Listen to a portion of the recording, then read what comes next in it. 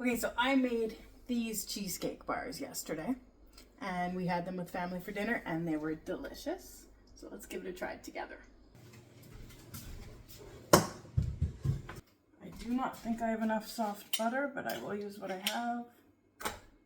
I was currently washing my brown sugar jar, so I struggled to pour it into a cup here.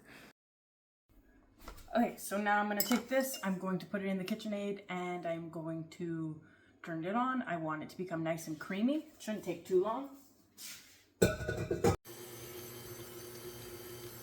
don't know if anyone else does this, but I never remember the measurements of my pans. So I'm looking for 9 by 13. I think it's this one. 9, yeah, it's 9.5. That's good. That'll work. Let me add the next thing. It's 2 cups of flour. I want to make sure to kind of fluff up my flour before using it. I didn't write the weight. I like to put a bit of extra salt. That looks good to me. Just gonna wipe the edges of the pan to make sure nothing's sticking, or sorry, of the bowl, I should say. If my kids were here, they'd be trying to stick their hand in this. So I cover it with a towel sometimes. It helps for the flour not to all splash up. Okay, this is what it looks like now. It's nice and crumbly.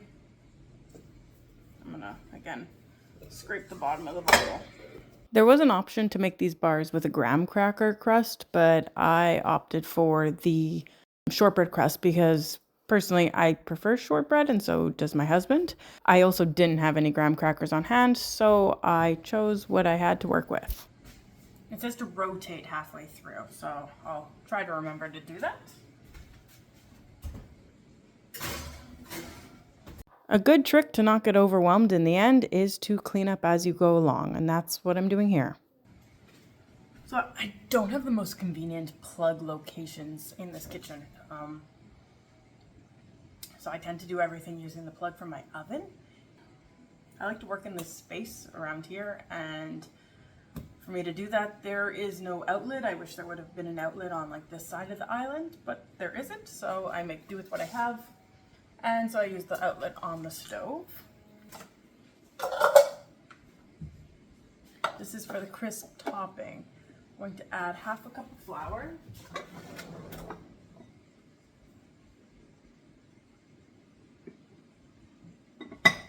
So I know this, I don't want to add the flour first, or do I? Whatever. I know this isn't something that's going to bake and rise, so I don't really mind if the measurements aren't perfect. I leave my measuring cup in my flour. I just find it easier. I use flour all the time. And if I leave my measuring cups in my drawer, my kids tend to take them and play with them. So if I leave it in my flour, they don't go looking for it there, and I always have a measuring cup to use. What you don't hear is me voicing my frustration with the brown sugar. And I think it's okay if I put a little bit less sugar than necessary. Seems to be a lot of sugar in this recipe. Again, salt is something I tend to just eye, and I tend to put a bit more than it usually says. 1 teaspoon of cinnamon. We love cinnamon in our family, so I will put a bit more than a teaspoon. And a bit more. Probably put about 1.5 teaspoons there. I just gave that a quick pulse just to, bring that together. Here I'm adding some cold cubed butter. You really want to make sure that this butter is as cold as possible. Okay, that looks good to me. So the butter, there's still like little chunks of butter, like this. But for the most part, you can see it's just, there's little pieces. It looks good to me. It's kind of similar to what you do with a pie crust. My kids love oatmeal for breakfast, so we keep it easily accessible. Back in the food processor, it'll just mix here.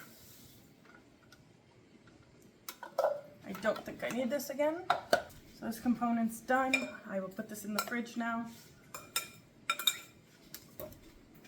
And once again, time to reset, clean up my messes. I am quite happy at this point that I have not been disrupted. My husband is busy making hot sauce outside. He has the kids all outside with him. They're playing on the playground. Okay, so the cheesecake. What time is it? Don't know. I think it's around 10 a.m. So they've been on the counter for about an hour and a half. Sometimes I like to make bagels during the week, so the store isn't very close. And it's hard for me to get there when I have all my kids. I'm not going to go to a store just to pick up cream cheese with 4 kids. So having this in the freezer gives me the option to make a dessert that needs it or to make bagels and cream cheese during the week.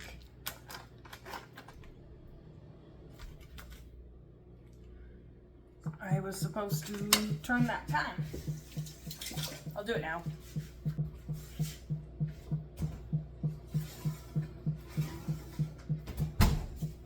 Oh, it smells so good. It smells like the sweet brown sugar butteriness that it is. I'm actually gonna cut the sugar a bit and just put a bit extra. Oh, whoops. That's okay. Just a little bit more to clean up after, but that's fine. These are not room temperature. Don't mind my brown sugar mess. So 2 eggs. I always like to put them in a bowl first. I was prepared for snack time for the kids.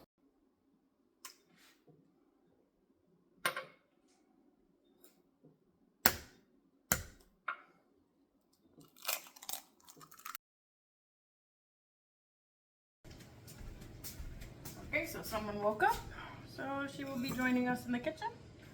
I need 3 apples.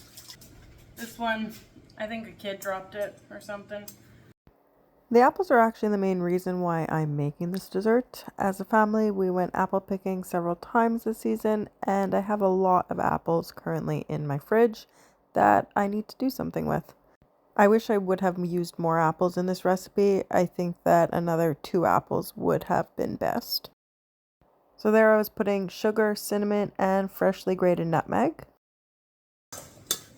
Looks good to me. Okay, so now that I have all the components, let's build. And here's where I see all my efforts pay off when I get to put the dish together. I'm just trying to lay out all the ingredients evenly, especially along the edges. Okay, I'll get this done quickly so I can go feed the baby. This is when I realized I didn't have quite enough apples to spread and make a full layer. And then the crumble is the last component. The oven's already preheated, and I hope it's delicious. It smells really good. I baked this at 350 for about 40 minutes, and it was perfect when it came out. Delicious.